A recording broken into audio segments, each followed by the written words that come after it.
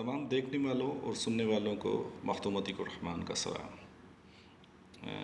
Actually आज जो मैं वीडियो रिकॉर्ड कर रहा हूँ हो सकता है कि थोड़ी सी लंबी हो, पर आप लोगों के सारी वो इन्फॉर्मेशन होगी, वो सारे सवालों के जवाब होंगे जो अमूमन मुझसे पूछे जा रहे हैं इस वक्त ना। कंपनी किस तरह से फॉर्मेट की जाती है, उसका क्या अखराजात हैं, तो मैं आज आपको उसके तमाम डिटेल्स जो है ना वो समझाने जा रहा हूँ। अगर पेन और कलम है आपके पास, कलम और जो है ना पेपर है आपके पास, कॉपी है, तो आप लिख लें ताकि आपके लिए आसानी होगी, बजाय इसके कि बार बार जो है ना वही सवाल करते रहें ना। तो मैं आपको अभी बताने जा रहा हूँ जो चीज़ें, उसको अच्छी तरीके से मरतबा ज़हन नशीन कर लें ताकि आपको आसानी होगी इस पूरे सिस्टम को समझने के लिए, इस पूरे प्रोसेस को समझने के लिए। तो यहाँ पर अगर कोई कंपनी बनाना चाह रहा है तो उसके लिए दो स्टेप्स हैं। सबसे पहले तो कंपनी के रजिस्ट्रेशन करवाई जाती है और दूसरा स्टेप इसके वीज़ाज़ है ना, और तीसरा स्टेप ये है कि आप उसको एग्जीक्यूट किस तरह से कर रहे हैं, अपनी कंपनी को किस तरीके से जो है ना वो लेके चल रहे हैं, कैसे जो है ना वो उसको चलाएंगे। तो ये 3 स्टेप्स हैं। तो पहले मरहले में क्या चीज़ होती है कि आपकी कंपनी रजिस्टर्ड होती है। उस कंपनी रजिस्ट्रेशन के लिए आपको आपका पासपोर्ट, आपका CNIC, आपका फ़ोटोग्राफ, वाइट बैकग्राउंड फ़ोटोग्राफ, आपकी ईमेल एड्रेस जो है ना वो रिक्वायर्ड होती है, और आपने चंद एक्टिविटीज़ जो है ना वो मुकर्रर करनी होती है अपने लिए कि आप कौन सी एक्टिविटीज़ में जो है ना वो काम करना चाह रहे हैं। और चौथी बात ये कि आपने अपने कंपनी के लिए कुछ नामों को सजेस्ट करना है कि कौन कौन से नाम जो है ना वो आप रख सकते हैं, क्योंकि ये एक बड़ा जो है ना वो मतलब वर्कबल काम है, क्योंकि आप जो नाम सोच रहे हो वो दो चीज़ों में नहीं होनी चाहिए। या तो किसी भी बंदे ने उसको रिज़र्व ना किया हो, ना उसने किसी को रजिस्टर्ड किया हो, और कोई ऐसा नाम जो मतलब जिसका कोई मायने और मतलब ना हो, एब्स्ट्रैक्ट नाम जैसे होते हैं, तो वो भी नहीं चलेगा।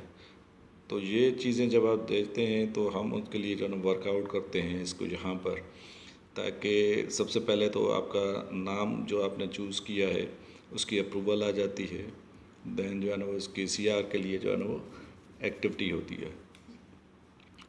तो उस एक्टिविटी में आपको ministry of chamber and industries से जो है ना वो अप्रूवल होता है, चैम्बर ऑफ कॉमर्स से आपकी रजिस्ट्रेशन होती है। उसके बाद आपका जो मरहला आता है वो आपका होता है इन्वेस्टमेंट लाइसेंस का आता है। और उसके बाद आपका जो है ना वो मादूनिया निकलता है। मादूनिया निकलने के बाद इसका मतलब अप्रूवल होता है वीज़ा के लिए ना। तो दैन जो है ना वो आपका वीज़ा जो है ना वो वीज़ा निकलता है। उसके बाद आप वहाँ से जो है ना वो अच्छा वीज़ा निकालने से पहले आपका मेडिकल चाहिए, गेम का मेडिकल, जो आप पाकिस्तान से या कहीं भी से भी मौजूद हैं वहाँ पर, तो आप वहाँ से जो है ना वो निकलवाते हैं। आप वो जैसे ही हमें प्रोवाइड करते हैं तो हम उसके बेसिस के ऊपर आपका जो है ना वो वीज़ा जो है ना वो आपको भेजते हैं। तो वीज़ा भेजने के बाद आप जो है ना वहाँ से ट्रैवल करते हैं। उसको प्रोटेक्टर, पाकिस्तान से अगर आप आ रहे हैं तो उसका प्रोटेक्टर करवाना बड़ा ज़रूरी है। वो आप जब करवा के यहाँ पर आते हैं तो आपका मेडिकल फिर वो दोबारा से यहाँ पर होता है, एंड देन आपका जो है ना वो वीज़ा आपको जो है ना वो बता कर आपको मिल जाता है। तो ये वो एक सूरत हाल है जो ये कंपनी फॉर्मेशन की है, मतलब कंपनी फॉर्मेशन और वीज़ा की। अच्छा, इसमें जो है ना 1650 ओमानी रियाल जो है ना वो टोटल कंपनी का अखराजात मौजूद होते हैं, जो हम आपसे जो है ना वो इंस्टॉलमेंट में जो है ना वो रिसीव करते हैं। सबसे पहले आप जब अपना केस रजिस्टर करते हैं तो उस वक्त हम आपसे जो है ना वो 500 ओमानी रियाल लेते हैं। फिर आपको जब हम CR की कॉपी और चैम्बर ऑफ कॉमर्स की जो है ना वो मेंबरशिप देते हैं, तब आपसे जो है ना वो 500 आपसे जो है ना वो रिसीव करते हैं।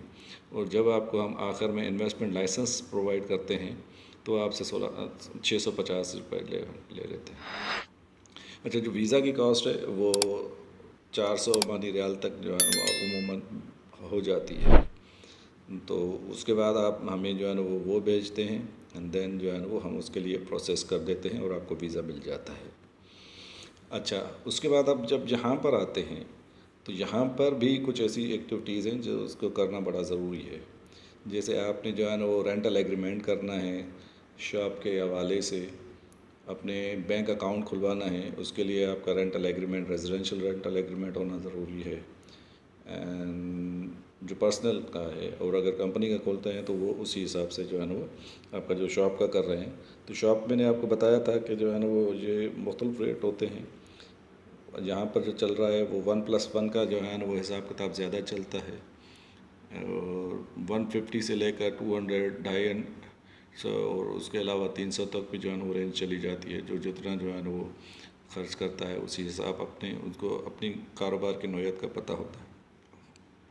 फिर बलदिया वाले आते हैं, उसको जो है ना वो करके दे देते हैं, आपको रजिस्टर करके दे देते हैं, हाँ भाई आप इसको जो है ना वो कर सकते हैं, एंड देन आप उसमें एक्टिविटी स्टार्ट कर सकते हैं।